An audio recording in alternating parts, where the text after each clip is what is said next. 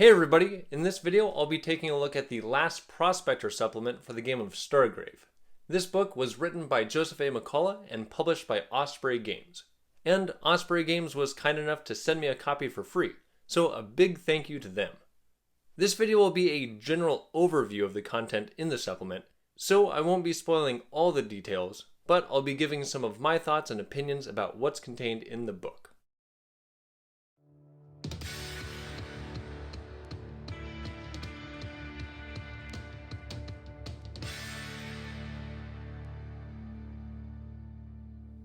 Hey everybody, I'm Alan, with Bricks and Blocks Gaming, tabletop gaming with toy bricks and blocks and helping to build your gameplay experience. In this video, I'll be discussing the theme and setting for The Last Prospector, talk about the new backgrounds and powers found in the book, look at the new soldiers, go over the unique campaign the author has created for the book, and discuss the things you can find and purchase to upgrade your crew and their ship. So let's get to the bricks and blocks of the Last Prospector supplement for Stargrave. The introduction states that the author's goal for this supplement was to explore the link between the sci-fi and Western genres, with a focus on exploring a frontier. To simulate that, the 10-scenario campaign the book contains allows players to play the scenarios in mostly whatever order they want, like they're roaming free in the Wild West. And I'll look closer at this campaign a little later in the video. My favorite thing about supplements is the addition of new backgrounds, powers, and soldiers to help you further customize your crew. And as I mentioned earlier in this video, I won't be spoiling all the details because I want to encourage you to purchase a copy for yourself to support the author and the publisher, and perhaps a friendly local game shop or this channel by clicking the purchase link found in the description box. For new backgrounds, the book contains two of them. The Investigator is described as part news reporter, part detective, part information broker, and their powers are focused around loot, both in-game and out-of-game.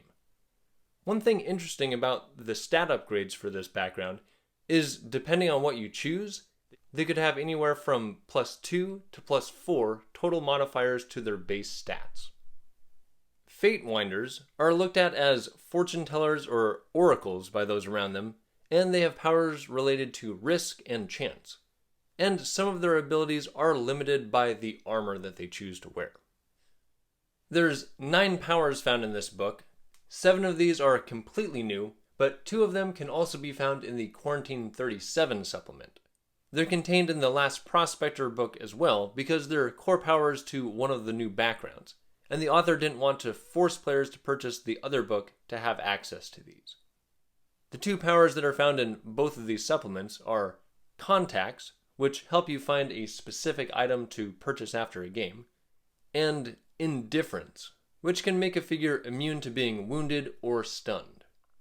For the all-new powers, we have Seize the Initiative, which increases your next initiative roll, Pistol Expert, which gives a few bonuses when using pistols, but is cancelled if the figure is stunned, similar to how Void Blade works. 2 of the new powers have Armor Interference.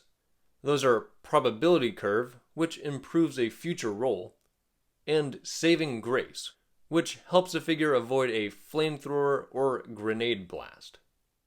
There's 2 new out-of-game powers, Information Broker, which adds value to information or secrets that were rolled on the data loot table, and Treasure Seeker, which can potentially improve the quality of a secured physical loot token.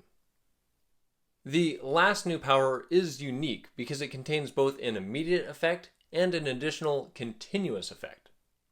Smash and Grab can unlock a loot token, but also makes it easier for the activator to carry physical loot for the remainder of the battle.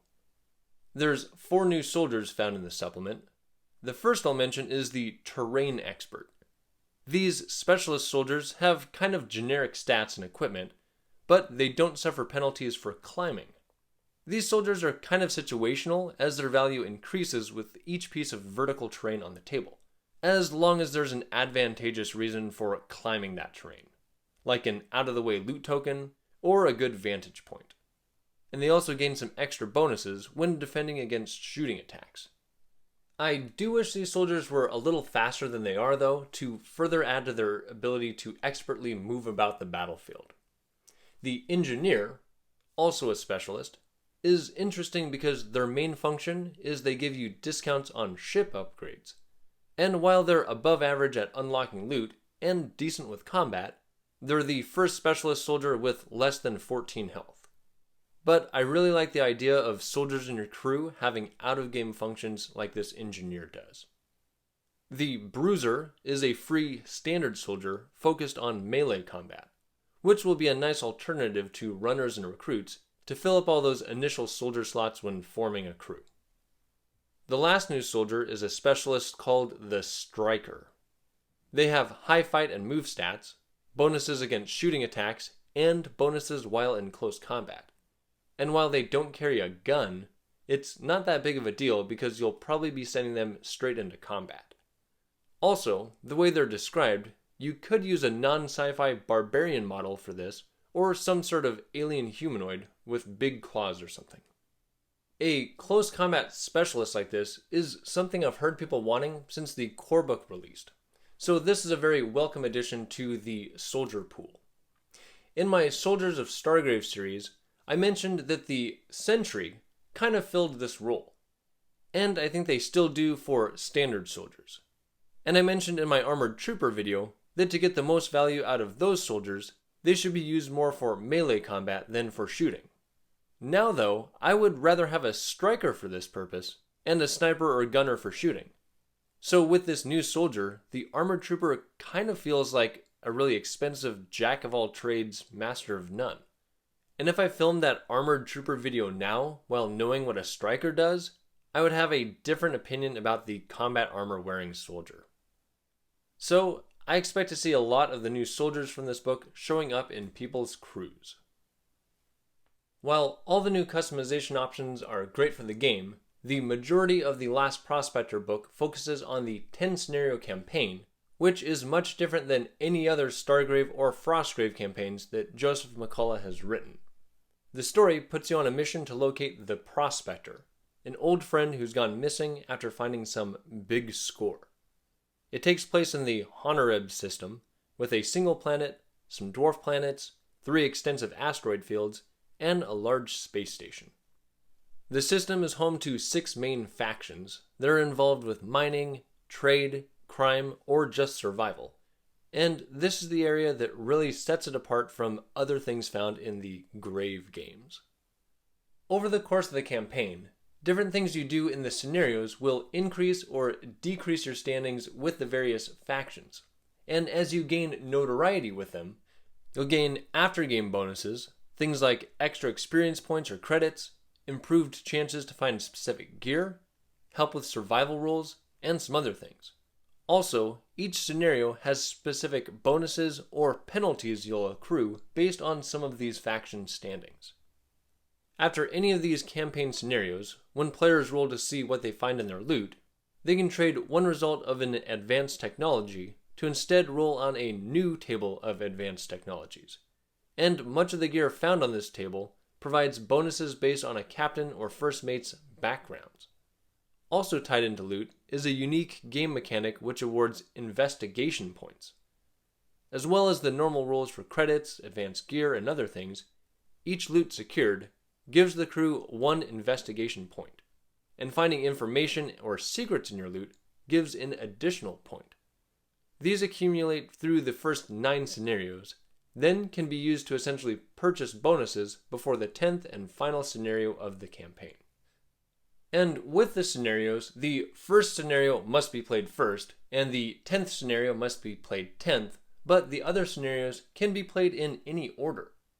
However, the way to decide which scenario to play next is the player that collects the most investigation points in the previous game gets to select where the crews go next. This can be helpful as they can choose where to go based on bonuses provided for their current standings with the various factions. The book also includes suggestions for using the faction bonuses beyond the included 10 scenarios, and some ideas for how to incorporate some of the story elements hinted at during the campaign into a narrative for use with other scenarios you and your gaming group might play. For other content in the book, As I mentioned earlier, there's a new Advanced Technologies table that you can use when you find advanced technology and loot, or you can use your black market contacts to randomly determine what's available to purchase from it after each game. And there's also 5 new ship upgrades to spend your credits on, which include abilities to add some additional figures to your crew, a science lab to create some healing items, and a hacker suite to improve the quality of data loot that you find. There's also 10 new enemies found in the bestiary, including a large multi-legged lizard, some alien life forms, space miners, gang members, and a mysterious woman named Daughter Ryla you can either save or assassinate in one of the scenarios.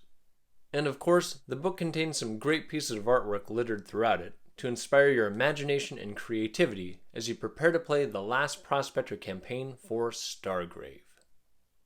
Looking at everything in this supplement, I'm really excited about the Last Prospector, and I hope you are too.